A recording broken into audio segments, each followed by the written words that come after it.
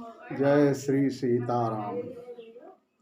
हम अज्ञान के कारण अपने को शरीर समझते हैं और शरीर की समस्याओं से दुखी होते हैं। अपने दुखों से छुटकारा पाने का यही उपाय है कि हम अपने अज्ञान को दूर कर अपने वास्तविक स्वरूप को पहचाने। हमारा वास्तविक स्वरूप सच्चिदानंद ब्रह्म है।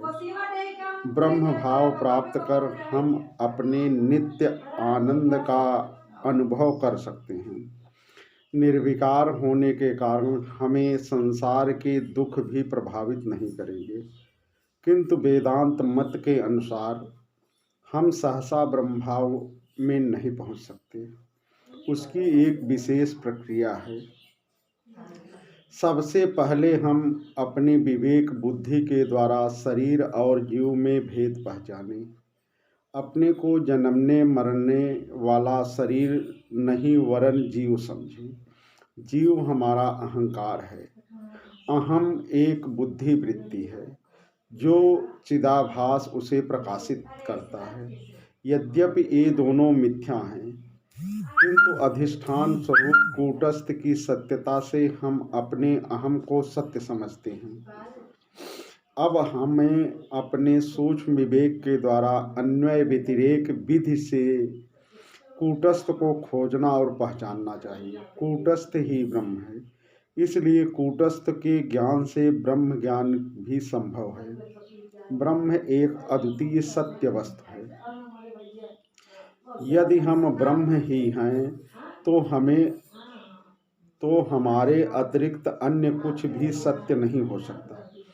जगत और जीवों का द्वैत सब मिथ्या है।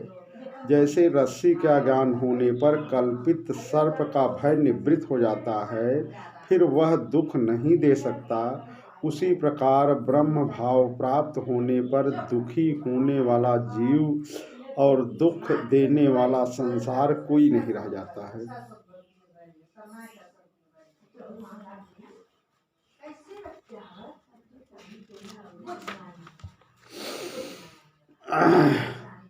कूट का अर्थ है लोहार की निहाई, इसलिए कूटस्थ का अर्थ हुआ निहाई की भांति स्थिर और निर्विकार रहने वाला आत्मा।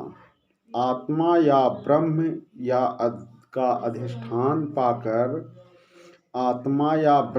अधिष्ठान पाकर माया नाना रूप जगत की रचना उसी प्रकार करती है जैसे लोहार निहाई पर रखकर कुल्हाड़ी, हंसिया आदि औजार कूट कूट कर बनाता है।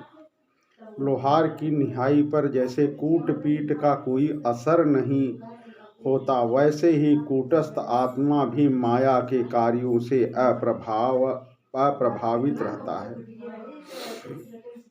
यह कूटस्थ हमारे अंदर आने वाले अनुभव में आने वाले चिदाभास से भिन्न है। यहाँ सबसे प्रथम इन दोनों के लक्षणों को पृथक दिखाते हैं। शरीर के बाहर कूटस्थ और चिदाभास का भेद।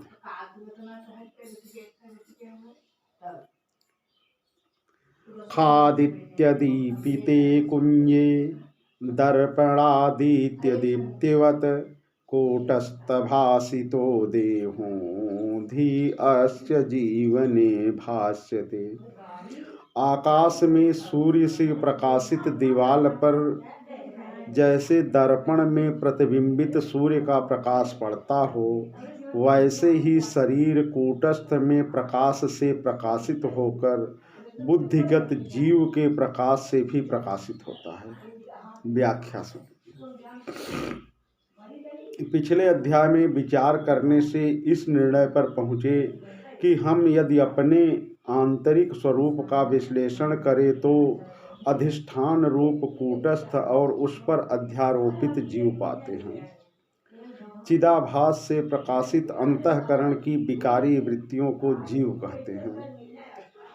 यह पुरुष जीव से तादात्म्य कर उसी को प्रधान रूप से अपना अस्तित्व मानने पर बंधन में पड़ता है। और विचार पूर्वक अनुसंधान करने पर उसे कूटस्थ की उपलब्धि होती है, जिसमें तादात्म्य करने से यह अपने को निर्विकार, असंग और नित्य तत्व पाता है। यह उसकी ज्ञानावस्था है। इसमें वह अपने को सब दुखों से मुक्त पाता है।